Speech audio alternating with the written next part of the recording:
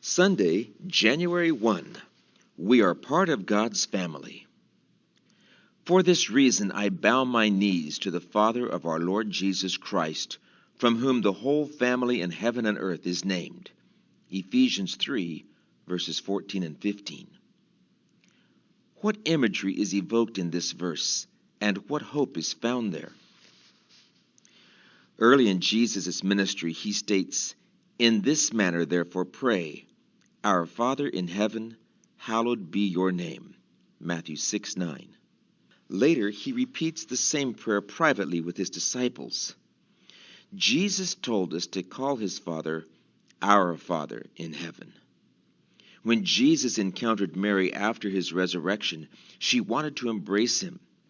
Jesus said to her, "Do not cling to me, for I have not yet ascended to my Father. But go to my brethren and say to them, I am ascending to my Father and your Father, and to my God and your God." John 20:17. Because we have the same Father as Jesus, he is our brother, and we are all brothers and sisters in the Lord. Jesus became a member of the earthly family so that we could become members of the heavenly family. The family of heaven and the family of earth are one. Ellen G. White, The Desire of Ages, page 832. Read Exodus 3:10, Exodus 5:1, and Galatians 3, verses 26 and 29. What do these verses say about how God relates to us? Why should this be so encouraging?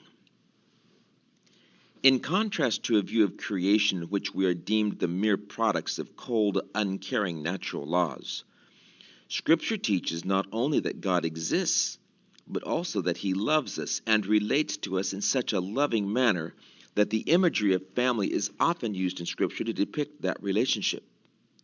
Whether Jesus calls Israel my people, or us sons of God, or refers to God as our Father, the point is still the same. God loves us the way family members are supposed to love each other.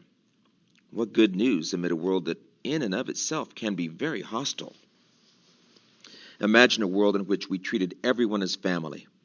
How can we learn to relate better to all human beings as our brothers and sisters?